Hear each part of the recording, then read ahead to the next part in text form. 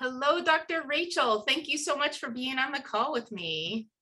Thank you so much for having me. I'm just really excited about the work you do, and I'm so happy I can help in this project. And so I'm just excited to get the chance to have this chat with you about some of the experiences that I've had as somebody who has a psychiatric disability.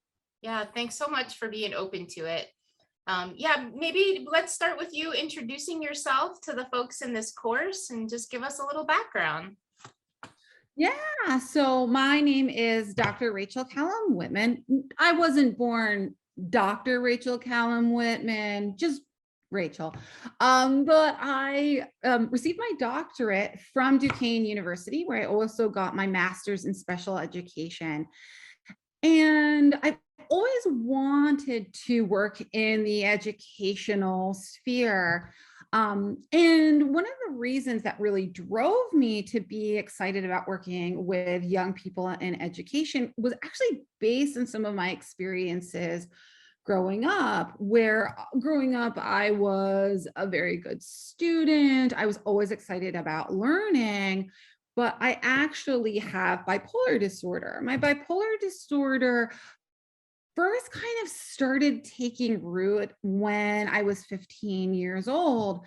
And at the time, disability, with bipolar disorder, it can look like different things for different people. And so the early on manifestations of my disability really just kind of looked like typical moody teenager. So my parents didn't really see this as anything like I needed an intervention or any kind of support pertaining to that. And so when I was 17 years old, it became really clear to my parents that I was struggling. And so luckily, and a part of my story is the fact that I do have a lot of privilege as a white person, as somebody who came from an educated family that had resources. I was able to see a psychiatrist relatively quickly. And I also received a correct diagnosis. And a lot of people do struggle because they're misdiagnosed. One of the reasons that I was diagnosed with bipolar disorder right out of the gate was it runs in my family. There's this genetic predisposition for it. And when I was diagnosed, there was this really interesting kind of this double-edged sword. It was like the blessing of the diagnosis, and that, okay, my problem, it has a name. I know what I'm up against. I know what I need to do to manage my mental illness. But it was also this curse of this realization that, hey, I have this serious mental illness. And as a young person who is dealing with figuring out identity and your place in the world, the diagnosis, though, I initially set me free, because again, it was this realization that I do have this illness, but other people do too, and other people are out there living lives that they want. But as a young person where all you want to do is just be normal, I just wanted to fit in. I, was very ashamed of having bipolar disorder. So it really began actually this really challenging cycle of understanding kind of where bipolar begins, like teasing out what exactly is my identity. And bipolar disorder can mimic identity pretty successfully. I always thought of myself as being, very extroverted and energetic and creative and in the moment, which can look like hypomania and mania, but then having these really severe depressive episodes that punctuated this. And so I think one of the biggest struggles I had was understanding the role of medication in my life. And this goes back to academia. I had all of these goals of where I was going to college, the degrees I was going to get, the career that I wanted. But when you don't take your medication, you do jeopardize your future. And so I found myself in this situation where, especially throughout my college years, I was unmedicated. And it was just really dangerous. I did not really get the full benefits of having an education because I spent so much time struggling with my psychiatric illness, and I was hospitalized a few times. And so I think those experiences early on, really, when I got serious about recovery, it set this foundation of, okay, this is what I went through. And everybody has their own unique experiences, disability, mental illness, it's universal, but also unique at the same time.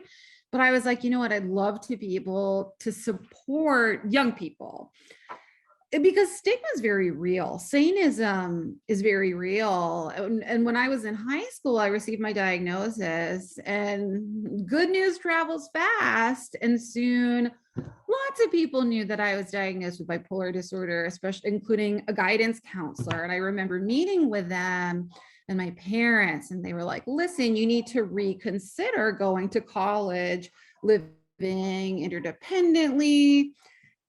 And that was really defeating. I had like above a 4.0 GPA from AP classes, and I was student government secretary. I did an internship at the United Way. I was also captain of the volleyball team, which was just a beautiful mistake. I could not play volleyball, but I was funny, so they like kept me on the team. And so this was this thing where my identity all of a sudden gets kind of ripped away, and this guidance counselor who's just like, now that you have this diagnosis, your life as you had hoped is gone. You need to rewrite who you are and what you want to do. And so when I was actually writing my dissertation, the thing that really moved me was the idea of goal setting, because we are our goals, if you think about it, right? So if there's something that's important to you, right, a goal that you have, it's a reflection of who you are in the moment, but also looking forward at your trajectory. It's who you want to be, what you want to accomplish, right? So setting the goal is significant. And then there's also the need to figure out how to get there, right? To achieve something that's congruent with the identity that you have for yourself. And for a lot of young people with disabilities, whether it's mental health, whether it's a physical disability, sensory disability, learning disability, really invisible, visible, all these different kinds of disability experiences, it's often young people, again, when they are diagnosed, they're met with these limitations. They're told they need to adjust the goals they've set for themselves. And when that expectation is lowered, they don't actually get the support they need, because all of a sudden people in power just stop believing in you. And it's really hard to believe in yourself when no one believes in you, or even you just think no one believes in you. And so I think, again, as I was trying to figure out who I am, and I really aligned myself with academia and education when I wrote my dissertation, it was understanding goal setting and disability from that professional lens, but it was also simultaneously this like personal journey from, of understanding my own goals. Because here I am doing research on this, but then I'm also figuring out how to make my goals as an academic, as somebody who gets their doctorate, how that comes to fruition, because that's a part of who I am. And so it was really this really interesting, like, conversation with myself and the research and the people that I was, interviewing, because I did a series of qualitative interviews, to just figure out, what does it mean to live with a disability in relation to the things that matter in your life, the things that you want to achieve, the things you want to accomplish. And the disability stigma and discrimination people experience, again, it really differs. And when it comes to things like mental illness, sometimes that stigma is, you're crazy, you're unpredictable, you're not trustworthy.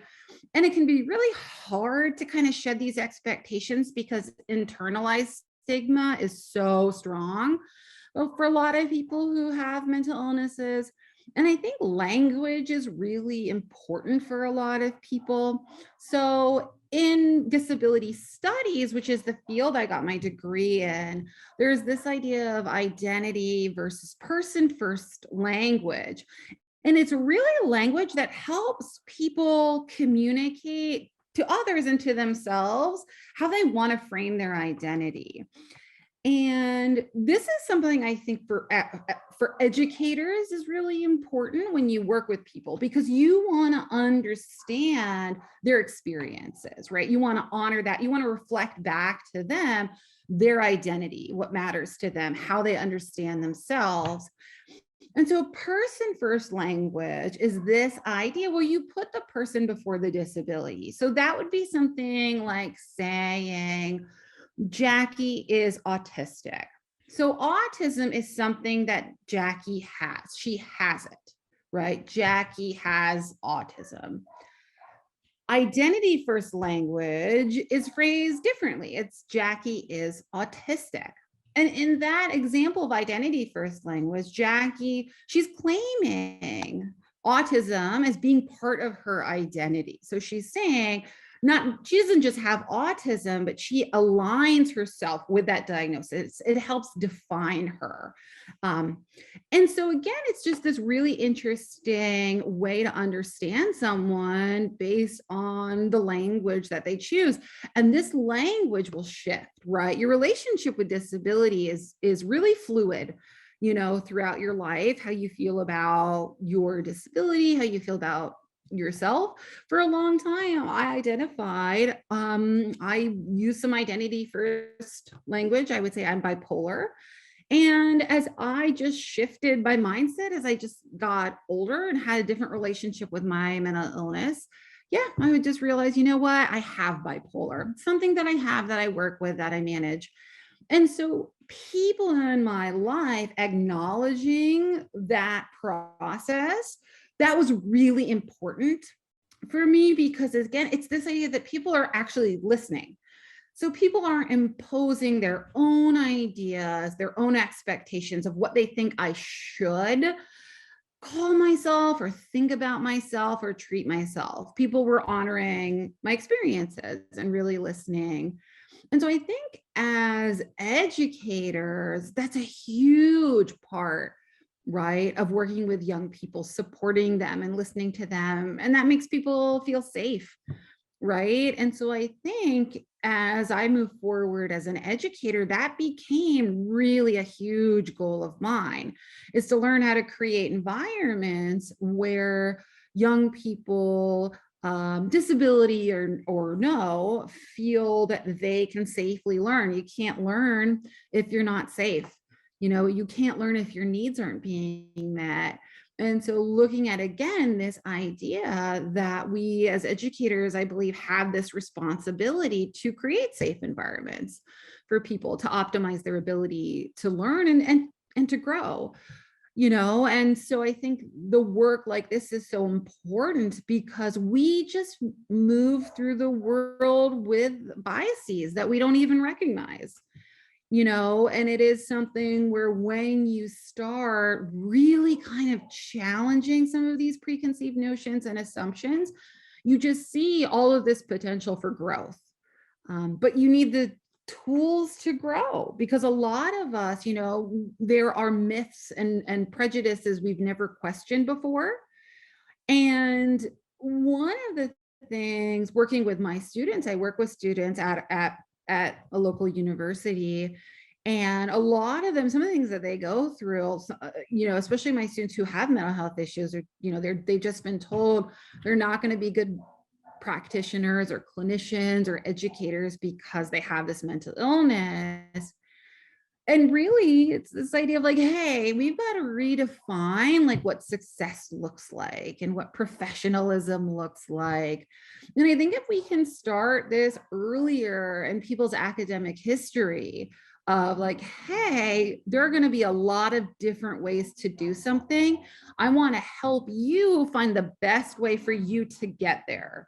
And so I think that's something, it's very complicated, obviously, but I think it's something that you can create these really healthy pathways for people. And they're going to have to make their own decisions and their own mistakes, but kind of like giving them this the scaffolding that they need to structure, again, an identity, to set goals, and also learn, coping techniques so they can be resilient when they struggle, which we all do, right? And the expectation of struggling, but also like looking at it with the idea of like not looking at one stumble and that's it, right? Kind of that all or nothing thinking. And so I think, again, as somebody who has lived experience, who has a disability, as someone who's an educator, right? It's really, again, about figuring out how to navigate the world that we live on and try to live a life on our own terms. And so I think that's something that's really important for young people. And, we don't know what everyone's going through. And so trying to meet people with as much kindness as we can. There's something called the social model of disability. And the social model of disability is really interesting. And so it's looking at disability as a social construct. And what the social model of disability is looking at, it's really looking at disability as something that is actually more impacted by society. So the idea of the social model of disability is that society disables us more than the disability itself. And I think this is a really important idea because it pushes back on this idea that if you have a disability, the individual is flawed and needs to be fixed. The social model of disability says, hey, how can we make this environment more accessible, more accommodating, safer for somebody with a disability so they can thrive? So an example of this, and I admit sometimes this example is kind of a little on the surface, but we have to think about like physical access, right? So we live in a world full of stairs, right? A lot of buildings, there are stairs that we have to get up, and it creates a barrier for people's mobility issues. So what if we lived in a world where there were no stairs, there were ramps? So all of a sudden, people who had disabilities that impeded them from walking upstairs and accessing certain buildings, all of a sudden, we've created an environment that everybody can access because everybody can use these ramps, right? So then what we know about disability, it shifts because it's no longer this idea of, oh, you have this condition, these are the buildings you can't get into, right? All of a sudden, when we have these accommodations, when we make things accessible, there really aren't the same limitations because people can access the same things. And it's really important because this is something that, yes, structurally, like physically, architecturally, this idea of like getting rid of stairs, but this also applies when it comes to mindsets, when it comes to educational interventions of making things accessible. And so I think the social model is a really important way for us to understand the relationship between disability and access and making opportunities for people. So when I teach my classes on disability studies, the social model is really important because it's also this really empowering lens to think about what disability means and how disability is an experience that somebody has that can be impacted by, for example, degree of stigma. I experienced a lot of stigma when I was diagnosed with my mental illness, and that really impacted me. But if stigma wasn't a part of my disability experience, I would have had a much more safe and, I do think, productive experience, because instead of just dealing with the manifestations of my illness and the symptoms, instead of just dealing with that, I had to battle all of the stigma surrounding it. And so again, I think something that's really important is we shift this lens of how we understand disability and people who have disabilities, right? Because this is everyday life. Well, Rachel, it was so amazing. So much good stuff. I just want to highlight a couple of things that you said for the folks listening. Um, the story of your guidance counselor, who I think is a great example of their biases Mm, being put on you, right? And limiting what you're able to do, what they thought you were able to do.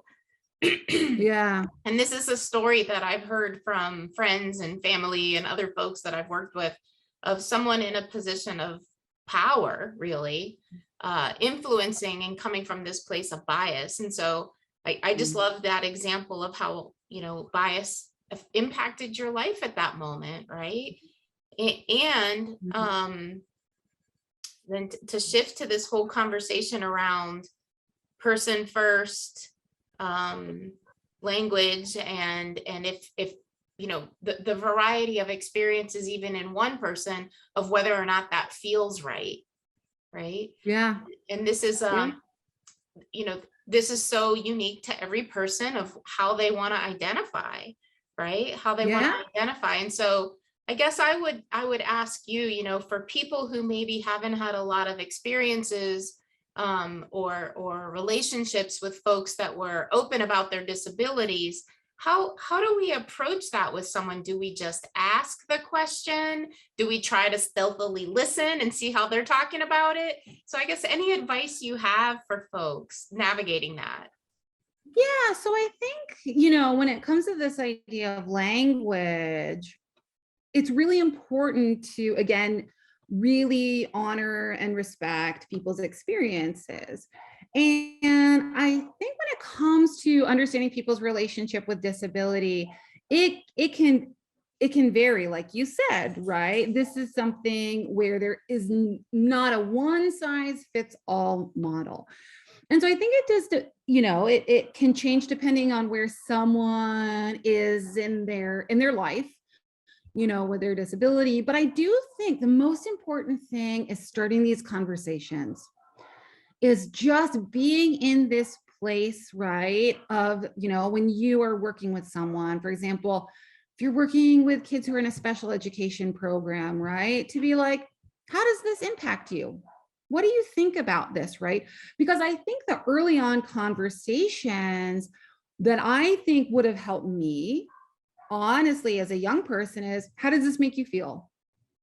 Because I think there's so much meaning there, right? Because you're not trying to impose your beliefs, right? You're not trying to, say your assumptions of like, this is hard, isn't it? You're saying, how does this make you feel knowing this about yourself? So again, you're creating this safe place for this person to start thinking like, yeah, how do I feel about this? Do I feel embarrassed that I have a disability? Do I feel okay with it? And once someone's able to develop that dialogue for themselves and their narrative, it becomes easier for them to go along and communicate to other people. And I think educators, especially early educators, have the opportunity. And I'm not saying that it's an easy thing to navigate at all. This is really challenging. But by giving young people safe opportunities to rehearse their narratives, that's something really important. So as they figure out how to think about themselves, they learn how to talk about it, and they can talk about it with you. That's going to shape the language they use. It's going to shape the degree of confidence they might have. They're going to learn how to ask questions.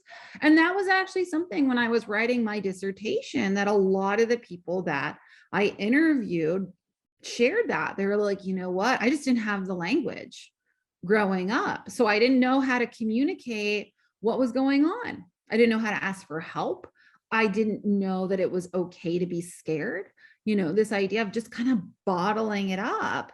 And so I think the more we can give young people opportunities to just reflect is really important. And us just listening, how does this make you feel?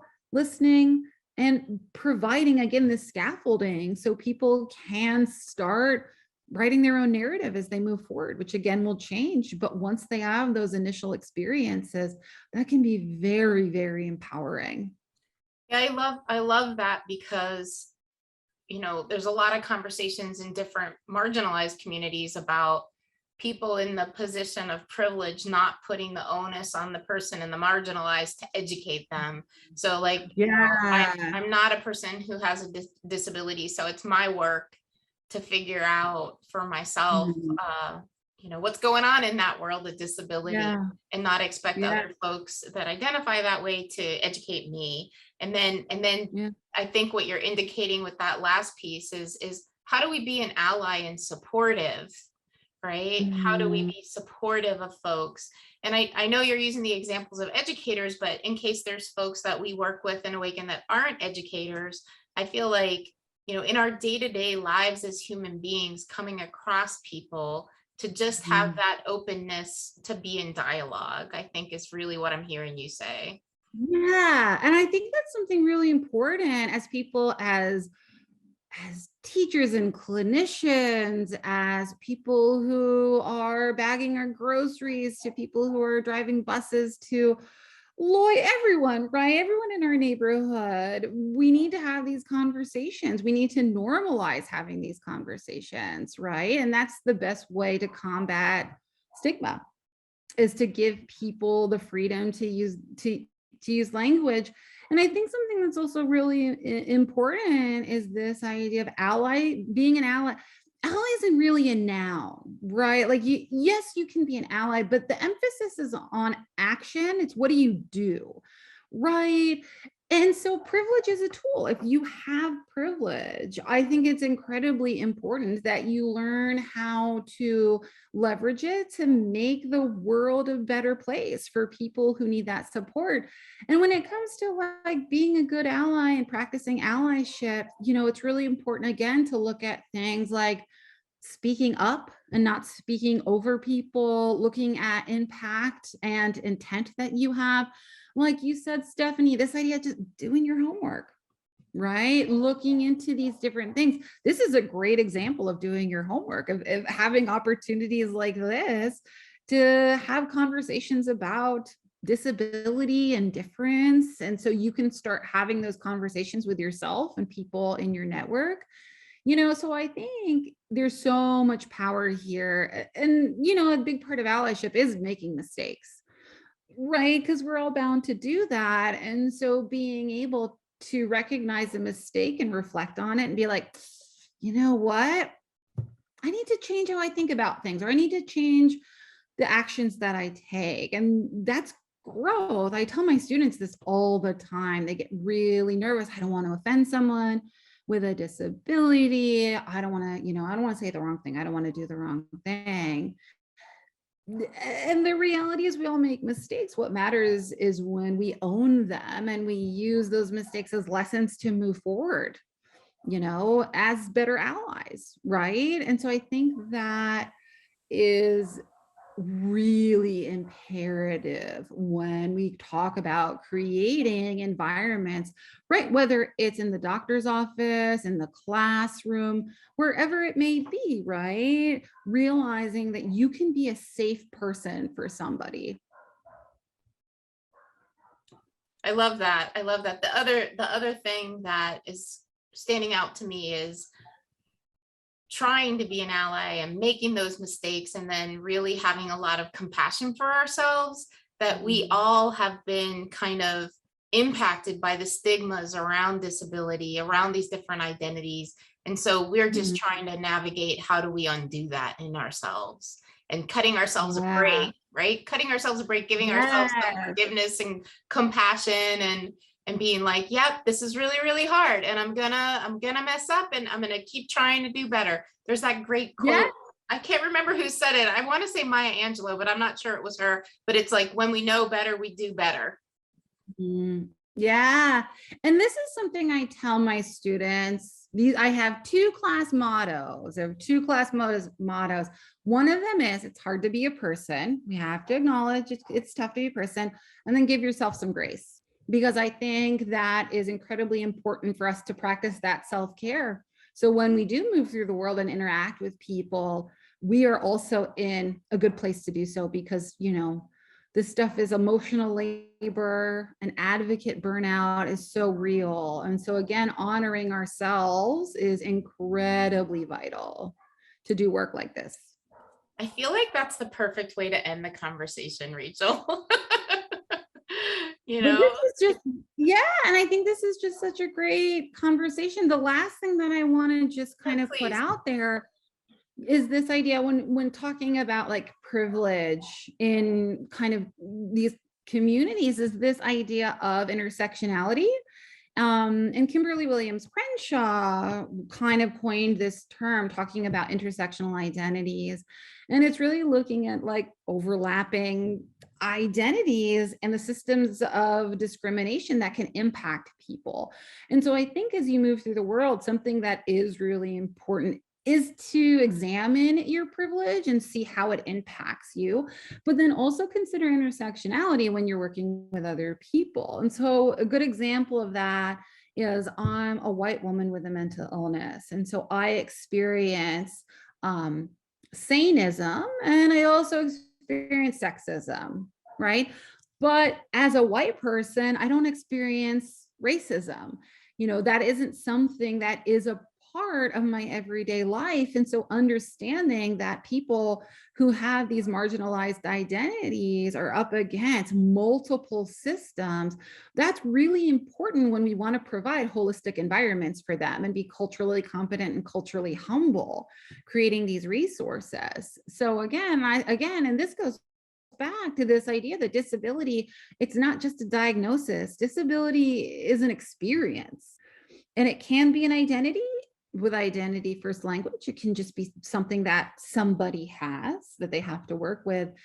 But I think at the end of the day, we have to center the work, in how we understand ourselves, how we want to interact with other people, and how we can respect and meaningfully and intentionally include them when it comes to them setting goals and kind of just like, existing on their own terms by their own definitions. Great. Thank you so much, Rachel.